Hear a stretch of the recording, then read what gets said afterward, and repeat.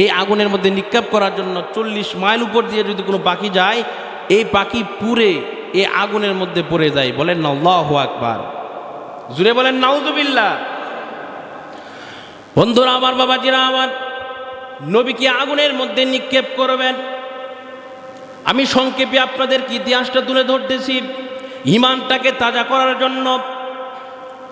নবীকে যখন আগুনে নিক্ষেপ করবেন, তখন সারা এলাকার মানুষ একসাথে হইয়া ও ইব্রাহিম নবীকে আগুনের মধ্যে নিক্ষেপ করতে পারে না, আসলে কাছে যেতে পারে না, আগুনের এত তাপ।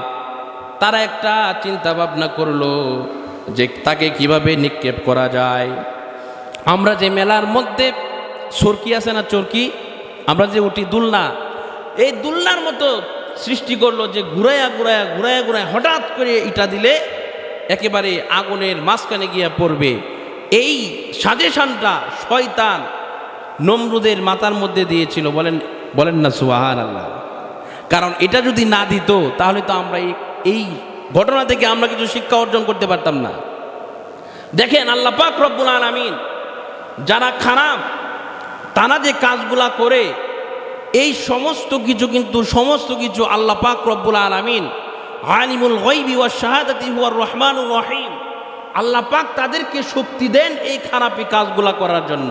জুড়ে বলেন না সুবহানাল্লাহ। কারণ আল্লাহর হুকুম ছাড়া গাছের একটা পাতাও নড়ে না। যারা খারাপ কাজ করে এরাও কিন্তু নিজ থেকে করে, কিন্তু আল্লাহ পাক রব্বুল আলামিনের প্রদত্ত দেওয়া শক্তি দিয়েই করে। বলেন না সুবহানাল্লাহ।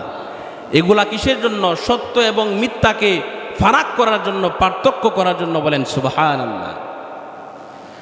বন্ধুরা আমার, বাবাজিরা আমার, বিশাল আগুন যখন জ্বালাইল, জ্বালানোর পরে শয়তান তাদেরকে বুদ্ধি দিল যে এইভাবে এই সিস্টেম করলে তাকে আগুনের ভিতরে ফালানো যাবে, আগুনের ভিতরে নিক্ষেপ করা যাবে। তখন হযরত ইব্রাহিম আলাইহিস সালাতু ওয়াস সালামকে যখন এইভাবে নিক্ষেপ করার জন্য প্রস্তুত করলো, আল্লাহ পাক রব্বুল আলামিনের ফেরেশতাগণ এইভাবে যেই যন্ত্রের মধ্যে দিয়া নিক্ষেপ করবে, এই যন্ত্রের মধ্যে ফেরেশতাগণ ধরে রাখে। বলেন না সুবহানাল্লাহ।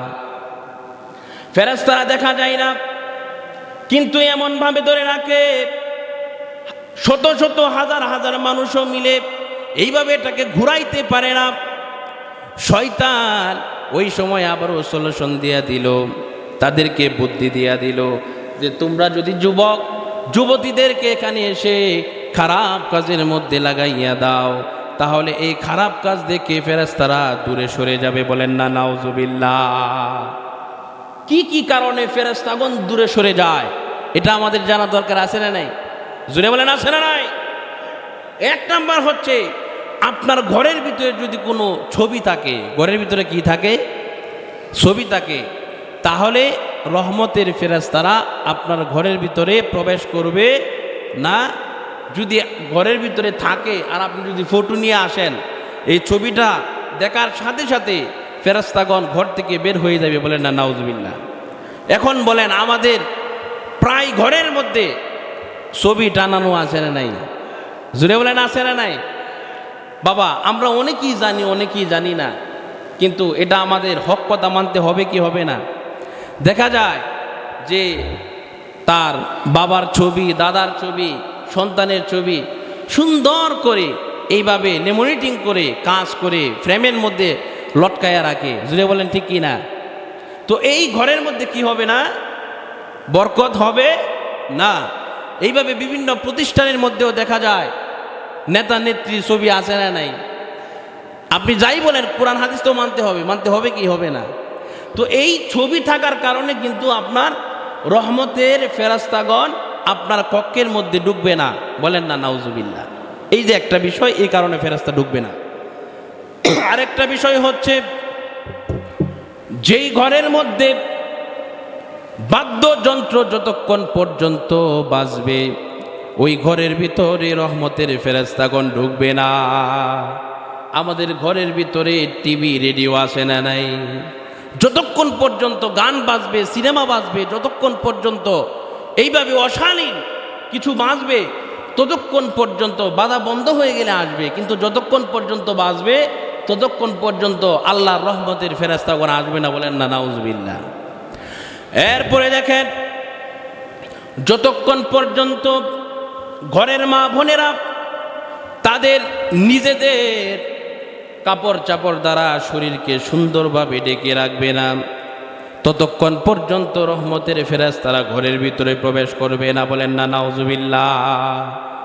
এজন্য ঘরের ভিতরে আপনি যখন একা থাকবেন আপনাকে সতর ঢেকে অবশ্যই থাকতে হবে, কারণ ফেরেশতাগণ দেখতে পায়। আর যখন সতর ঢাকা অবস্থাহীন পায় তখন ফেরেশতাগণ দূরে সরে যায়, বলেন না নাউজুবিল্লাহ। এজন্য এগুলা কিন্তু শিক্ষার বিষয়। রহমতের ফেরেশতা যেই ঘরের ভিতরে থাকবে এই ঘরের ভিতরে কখনো শয়তান অ্যাটাক করে না, বুঝতে পারছেন? এজন্য এই বিষয়গুলো জানা থাকতে হবে। এজন্য বন্ধুরা আমার, বাবাজিরা আমার, এরপরে হযরত ইব্রাহিম খলিলুল্লাহকে নমরুদের আগুনের মধ্যে নিক্ষেপ করার জন্য যুবক যুবতীদেরকে এসে অশালীন কাজের মধ্যে লিপ্ত করে দেওয়া হলো। আর ওই যে অশালীন কাজের মধ্যে লিপ্ত করে দেওয়ার পরে ফেরেশতারা এখান থেকে দূরে সরে গেল। দূরে সরার কারণে ইব্রাহিম নবীকে আগুনের মধ্যে নিক্ষেপ করলো। এরপরে আরেকটি ঘটনা আমরা জেনে নেই, যাদেরকে এইভাবে অশালীন কাজের মধ্যে যুক্ত করাইছিল ওই সমস্ত মহিলাদের কপালের মধ্যে একটা দাগ দিয়েছিল, টিপ দিয়েছিল, যেটা আমাদের মুসলমান মেয়েরা পরে, জুড়ে বলেন ঠিক কি না? টিপ এসেছে ওই জায়গা থেকে, যারা খারাপ কাজ করেছিল তাদেরকে দাগ দেওয়া হয়েছিল, চিহ্নিত করে দেওয়া হয়েছিল। আর এই দাগ, এই টিপ পরে আমাদের মুসলমান মা বোনেরা, বলেন না নাউজুবিল্লাহ। এই সম্পর্কে আমাদের জানার পরেও, সচেতন করার পরেও কিভাবে যে এগুলা পরে আল্লাহ পাক ভালো জানেন। এরপরে বন্ধুরা আমার, সময় কম কোনাকুনি বলি, ইব্রাহিম নবীকে যখন আগুনের মধ্যে নিক্ষেপ করা হয়েছিল, ইব্রাহিম আলাইহিস সালাতু ওয়াস সালামের কাছে আগুনের ফেরেশতা এসেছিল, বাতাসের ফেরেশতা এসেছিল, যত ধরনের যা কিছু ফেরেশতা আছে, বিভিন্ন রকমের দায়িত্বপ্রাপ্ত ফেরেশতারা এসেছিল। এসে বলছিল যে ইব্রাহিম নবী, আপনাকে আমরা সাহায্য করতে চাই, সহযোগিতা করতে চাই, আপনি আমাদের সাহায্য গ্রহণ করুন, বলেন না আল্লাহু আকবার। আচ্ছা, সাহায্য যদি গ্রহণ করতেন এটা কি শিরক হইতো? শিরক হইতো না। কিন্তু উনি বলেন আমি আল্লাহরই দেখতে চাই, আমাকে কে বানাইলো, আমি সেই আল্লাহকে খুঁজতে চাই, তোমরা চলে যাও, আমি তোমাদের সাহায্য নিতে চাই না, জুড়ে বলেন না সুবহানাল্লাহ। আহা, পরে ইব্রাহিম আলাইহিস সালাতু ওয়াস সালামকে আল্লাহ পাক রব্বুল আলামিন সরাসরি আগুনকে অর্ডার করেছিলেন, ইয়া নারু কুনি বারদাও ওয়া সালামুন আলা ইব্রাহিম, হে আগুন ইব্রাহিমের জন্য তুমি নাতিশীতোষ্ণ হয়ে যাও, বলেন না সুবহানাল্লাহ। তখন আগুন এমন হয়েছিল যে ঠান্ডাও না গরমও না। তো ইব্রাহিম নবী, যে কথা বলতেছিলাম, ইব্রাহিম নবী উনাকে প্রশ্ন করা হয়েছিল, এটা অনেক বিশাল আলোচনা। ইব্রাহিম নবীকে ওনার নাতিরা প্রশ্ন করেছিলেন, দাদা এই পৃথিবীর মধ্যে সবচেয়ে আরামের স্থান আপনার কোন সময় ছিল? ইব্রাহিম নবী বলেছিলেন, নাতিরা রে, আমাকে যখন নমরুদের লোকেরা আমাকে যখন এইভাবে আগুনের মধ্যে নিক্ষেপ করা হয়েছিল, আমার কোনো কিছুই হয় নাই, একটি পশমও পরে নাই। ওই সময় যতক্ষণ সময় আমি আগুনের মধ্যে ছিলাম, এত মজা এই পৃথিবীর আর কোনো স্থানের মধ্যে আমি পাই না, কোনো সময়ই পাই নাই, বলেন না সুবহানাল্লাহ।